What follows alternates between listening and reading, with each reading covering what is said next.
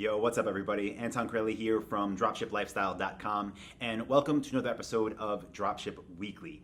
If you're new here, Dropship Weekly is a YouTube show that I publish every single Tuesday.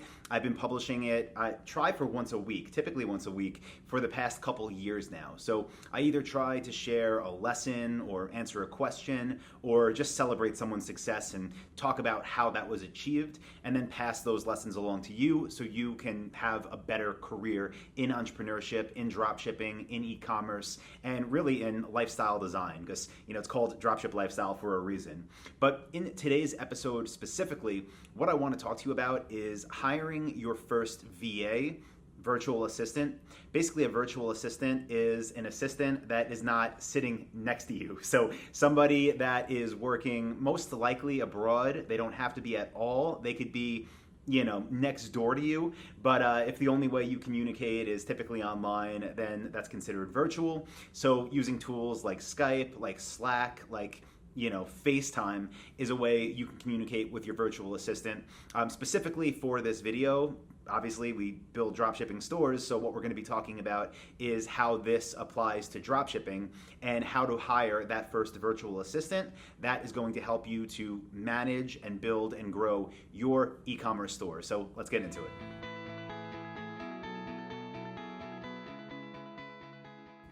Okay, so the first thing we should talk about is why you should consider outsourcing. And I use the terms outsourcing and virtual assistants kind of interchangeably, because what I mean by outsourcing is you're taking part of your workload and you're outsourcing it, you're passing it off to someone who will be on your team to manage part of that business. So why would you do that, right? Why not just do it yourself and not take on the expense of paying someone? Well, the main reason is because, listen, if you want to grow, then you have to focus on growing your business. You've probably heard the phrase, you don't want to be working in your business, you want to be working on your business. And what will happen if you succeed, right? You start by yourself, which you should, we'll talk about that later, but you start by yourself, you're getting sales, you're making money, you have customers, you have systems, somebody has to maintain those systems. And while I definitely believe that it should be you at first, it's going to get to a point where there's so many systems and there's so many customers that all you're doing is managing. And when you're managing, you're maintaining. And when you're maintaining, you're not growing. And when you're not growing, you're setting yourself up to eventually slide off, to just not be successful anymore. And that could mean that you can maintain for 6 months, maybe you can maintain for 2 years. But the point is, you need to always focus on growth if you want to be around for the long term. Even if you're happy with where you're at now as terms of like financially, like you're happy with whatever your store is making, you need to grow it if you want to be one of the stores that's still around, again, 2 years from now, 5 years from now, 10 years from now, okay? So next thing that we should talk about, that's the why. So people could manage that part of your business, the stuff that's in place, and you can focus on growing it to the next level. So that's the why.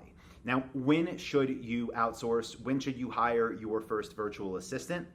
My advice is when you notice yourself really feeling constrained for time. So all of us have a different amount of hours in the day that they want to commit to their business. Maybe for you, you have a full-time job, you have 1 hour a day. Maybe right now you have some money put aside and you're just, putting all your time into this, so you have more time.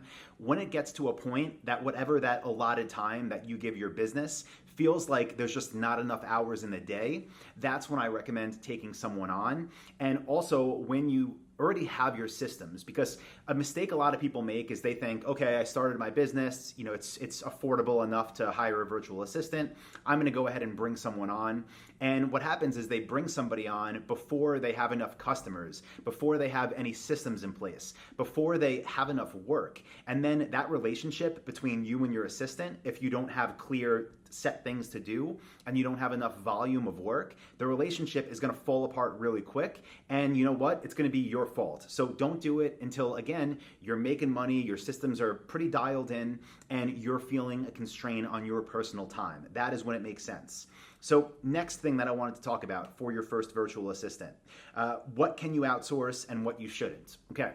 The main things that I recommend having your first virtual assistant take on, one is customer service. Okay, so emails, live chats, phone calls, those are things that, again, as you grow, are going to scale with your business. If you have more customers, you're going to have more emails. You're going to have more live chats. You're going to have more comments on your social media. So things like that are things that, again, will eventually lead to your time disappearing, because if you're putting all your time into that, you don't have time to do the things that are going to keep you growing. So those are the first kind of set of things. Again, customer service.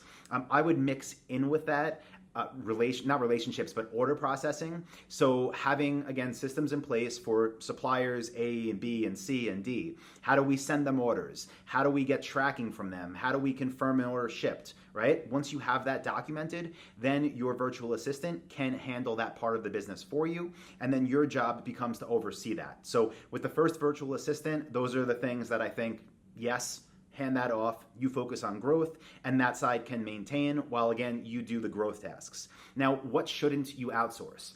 If you're brand new, you shouldn't outsource anything. Again, I want to reiterate that because it's very important.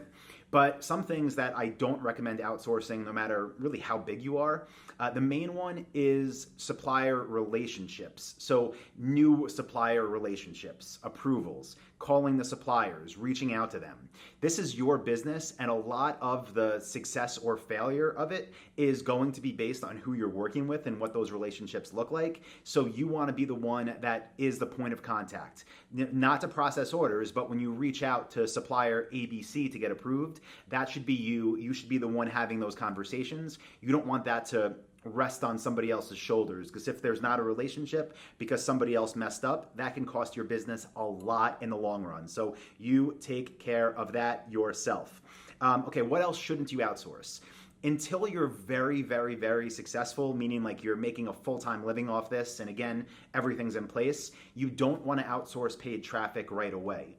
And if anybody, right, any social media marketing agencies or any, Google ads agencies tell you that they can basically take a brand new account and manage it for you and grow it for you, they're lying, and they just want to make a few months of money off you, okay? Paid traffic is something you need to figure out yourself, because if you don't have it figured out, there's no incentive for a company, right? Think of it this way, like a company or a virtual assistant that you hire, for them to figure out basically how to grow your business by figuring out how to use Google ads and Facebook for your business specifically. So again, if you're part of Dropship Lifestyle, which you should be, if you're not, by the way, go to dropshiplifestyle.com/webinar. Again, dropshiplifestyle.com/webinar, and you can learn all about this. It's like a 3-hour training I do there for free, so check that out. But in the program, in Dropship Lifestyle, you learn how to do this yourself, and then once you do it yourself, and again, the systems are working, then you can outsource paid traffic. But again, don't think anyone's going to build your business for you. And if you try to bring on an ad agency before you have any traction, it's a bad relationship. Next thing we should briefly hit on is, where can you find the best VAs or freelancers? The truth is, there's good people everywhere. There's also bad people everywhere. It's on you to screen and find the best. We really like onlinejobs.ph. It's a website that basically is you can think of it as a job board in the Philippines. The thing is, though, again, you could have success there, you could fail there. You could have success on Upwork, you can hire someone bad off Upwork. It's all about the screening process and making sure you're bringing someone on that not only is experienced. We like to look for people that have worked for big corporations in the States before, and we like to look for people with proven track records. We like to look for people that are looking for full-time work. And again, by the time they come on, you need to know what they're going to be doing, because you're the one training them, you're the one giving them the documents of what they're going to be doing. So find someone, again, with a proven track record of success, just like if you were hiring for a normal, office job, and then make sure you have the tools and resources ready for them to win. Another thing we should talk about is, how should you pay? You look online, look at ranges, because it really depends. Again, I do recommend getting someone full-time. You don't want someone's time split between you and someone else.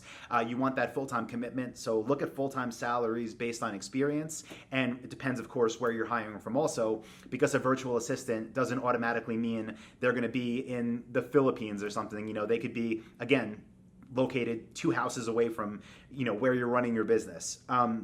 The other thing I'll talk about really quickly is how to set your virtual assistant up for success. Communication is key. This is the same thing as in an actual office or online. So when you bring this person on, I'll tell you, hiring people and training people is totally different than the skills you need to grow a successful store. So be prepared for a learning curve. Again, documentation is key. Make sure they have that. Make sure you are accessible, or whoever they have to ask questions to. Make sure whenever there is an exchange back and forth, when they're asking questions, that the answers get documented so that they and future employees have it for reference. Make sure that you are monitoring what they're doing, because if they're confident, that's great. But if they just jump into emails right away day one and they're responding to everyone, don't just think this is amazing, I don't have to answer emails anymore. Go in there, check the conversations, see what type of stuff they're saying, make sure they're answering the questions correctly. And if they're not, just say, hey, I saw you said this is actually the answer, or you should phrase this way, or whatever it is, right? Just again, make sure they know the role, and that part's on you. Something else that I do recommend, not right away, is incentivizing employees based on gross revenue. It is very, very helpful, and money shouldn't be the only motivation, but it definitely does help.